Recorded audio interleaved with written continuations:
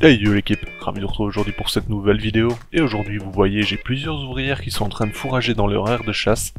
Elles ont certainement faim, nous sommes en présence des Camponotus vanispinus, et on va voir ce qu'on peut leur offrir. C'est parti.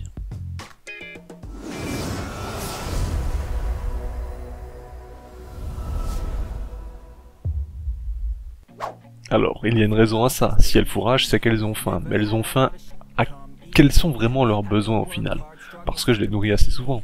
Si vous vous souvenez bien, je n'avais pas encore eu de ponte sur cette espèce, je vous avais fait une vidéo justement où j'en parlais, que j'avais reçu l'espèce d'Asie mais que je n'avais toujours pas de ponte de marraine. C'était délicat, et ici vous les voyez, elles mangent, elles cherchent à se nourrir absolument. Alors, une espèce qui n'a pas de couvain a des besoins minimes, parce qu'elles vont pas trop bouger, elles vont rester au nid, à rien faire, à patienter quoi. Ici, elles cherchent vraiment à se nourrir. Bon, vous vous doutez de la suite si j'en viens sur ce sujet, c'est que j'ai enfin une ponte. Je vous avais fait un post sur YouTube justement pour vous montrer la ponte qui était arrivée peu de temps après. Et qu'est-ce qui s'est passé ou comment ça s'est déroulé, je vais vous expliquer en fait.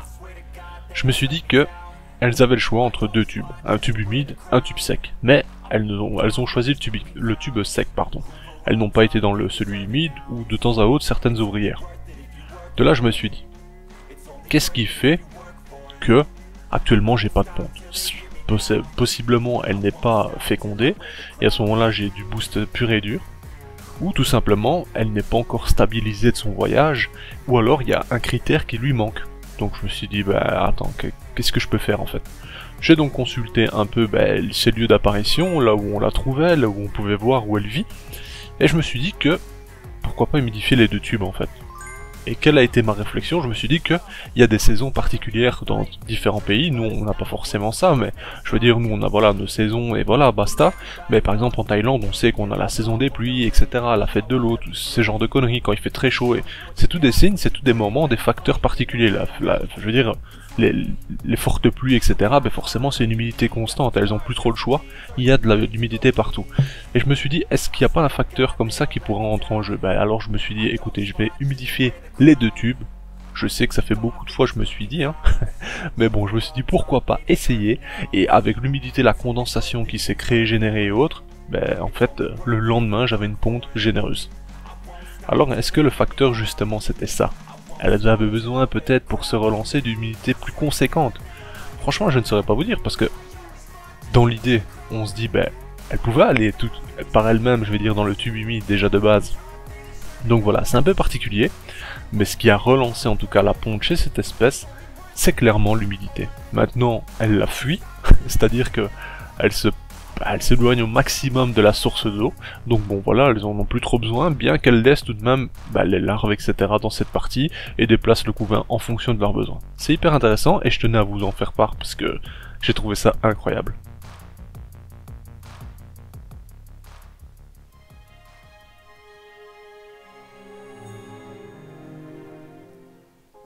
Le couvain justement, vous voyez que maintenant ça charbonne, hein. Franchement par rapport à avant, c'est vrai que quand vous passez de pas de ponte, juste des ouvrières, avec major, média, etc., et que soudainement elles vous bombardent, franchement ça fait plaisir, et c'est rassurant, parce que je me dis que au final, tout va bien. D'ailleurs ici, petite surprise, je l'ai filmé au moment où elle était en train de pondre en fait, tout simplement. Sauf que là, on arrive vraiment sur la fin, on le voit, hein.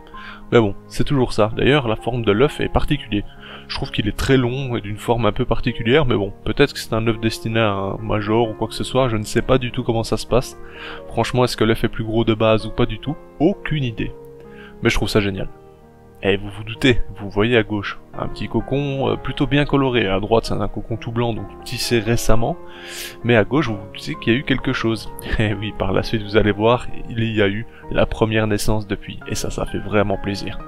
Là, en vue du couvain, je pense qu'on est parti sur une bonne vingtaine de naissances qui devraient voir le jour dans 3 semaines, 1 mois maximum. Et ça, c'est top du top. Franchement, je suis rassuré parce que c'est une espèce qui me plaît énormément. Vous le voyez, la première naissance est sous vos yeux. Très belle coloration jaunâtre, assez grise à l'arrière, mais rassurez-vous, ça va changer rapidement pour tout simplement atteindre la couleur de ses sœurs.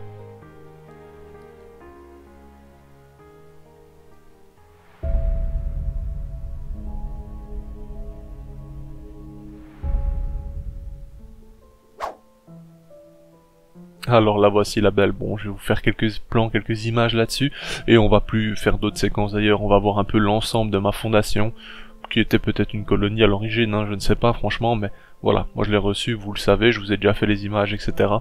Maintenant, ben ça repart quoi. Ici, regardez, on est le lendemain. Vous voyez la coloration? Elle a déjà changé. Hein. On n'est plus sur un orange clair, on est plutôt sur une couleur plus marquée, on va dire. C'est pas évident de vous faire des belles images dans ce tube parce qu'il est en partie sale maintenant. Enfin, sale. Il est pas extrêmement sale, mais il y a quelques passages où c'est un peu délicat. Mais vous voyez l'essentiel. Vous le voyez, ma fondation d'ailleurs, j'ai perdu 2-3 ouvrières depuis. Maintenant que ça se relance, c'est plus trop un problème en soi. Je me dis que c'est le cycle, je ne sais pas depuis quand ces ouvrières étaient nées, depuis quand elles datent, franchement, c'est ça, c'est toujours ça, hein. C'est un peu le mystère des fois, mais bon. C'est comme ça, on n'a pas trop le choix. Franchement, je suis plutôt content parce que déjà la première ponte, ça m'a rassuré. Je me suis dit, ben voilà, ça y est, une première étape de fait. Elle a pondu, elle est fécondée, tout va très bien. Ça, c'est déjà une très très bonne chose. Pour ceux qui se disent, mais qu'est-ce qu'il raconte? Il a déjà des ouvrières, pourquoi il doute de sa fécondité? Ben, regardez les vidéos depuis le début, vous allez comprendre. Je vous avoue que elle est arrivée comme cela. Et parfois, je vous apprends rien, on peut très bien avoir une reine qui n'appartient pas, enfin qui ne possède pas d'ouvrière de base, ou on ajoute du couvain pour booster, donc du couvain ramassé en nature ou peu importe, hein, et on vous envoie ça. Bon, ici ça vient d'Asie, c'est voilà, comme je le dis, hein, je suis pas pour dire c'est pas bien le commerce asiatique ou quoi, loin de là, il y a de très bonnes choses et nous on est très contents de recevoir les espèces qui viennent de là-bas, on va pas se mentir, mais c'est vrai que des fois, pour l'argent, ils sont prêts à faire pas mal de choses. Au final ici, certains m'ont dit ça ressemble fortement à Camponotus lateralis, je suis tout à fait d'accord, c'est vrai qu'il y a pas mal de choses assez similaires, bien que la reine est différente hein, dans la morphologie on va dire, dans la coloration également, la pilosité, bref, il y a quand même pas mal de choses qui changent. Après on peut dire que c'est une sœur d'Asie, donc forcément elle change un peu, c'est comme nous les humains, les Européens, les Asiatiques, on est différents, pourtant nous sommes humains, bref, vous avez compris le principe.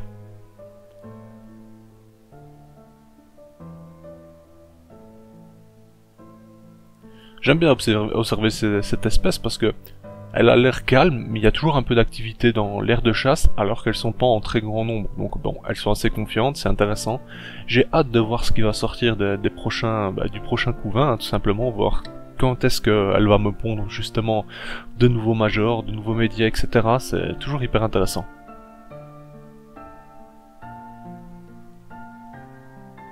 Je vous avoue que je n'avais pas encore vu cette espèce d'ailleurs. Pour l'anecdote, un petit rappel, elle m'avait été vendue comme Camponotus sp.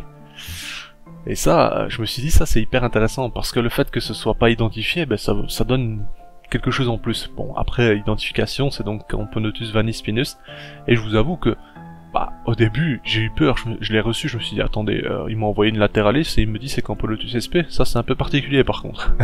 Mais après, non, ça a été, au final, j'ai vu que j'ai surtout partagé les photos, on a regardé à plusieurs et on s'est rendu compte que c'était finalement Camponotus vanispinus. Et je vous avoue que j'étais un peu rassuré parce que du coup ça rajoute toujours une petite pointe d'exotisme comparé justement aux lateralis qui sont magnifiques mais qui sont proches de chez nous on va dire. Enfin voilà, j'ai hâte justement d'avoir une contraste de dizaines d'ouvrières comme ça un peu jaunâtres qui viennent d'arriver, c'est hyper sympa. Justement, les naissances, c'est toujours un plaisir, hein, c'est que la fondation se porte bien, la colonie se porte bien, et c'est toujours bon signe. On va pas tergiverser sur le sujet, mais franchement, c'est toujours rassurant et ça fait plaisir. Sur ce, je vais pas vous tenir plus longtemps, je vais vous laisser regarder la fin de la vidéo tranquillement en musique, et je vais pas vous embêter avec plus de paroles. Quand c'est pas nécessaire, qu'on n'a plus rien à dire, vaut mieux se taire. Sur ce, bonne fin de vidéo l'équipe, merci d'avoir regardé, on se dit à bientôt, bye.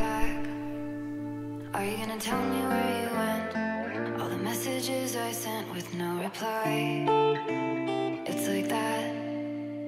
You're just gonna walk into my room. I hate how you assume I'll take the pleasure and the pain, the sorrows in your brain, 'cause I know you're on the run. I'll take the pleasure and the pain, your secrets to my grave, 'cause you are the only one. 'Cause you are the only one. The only one.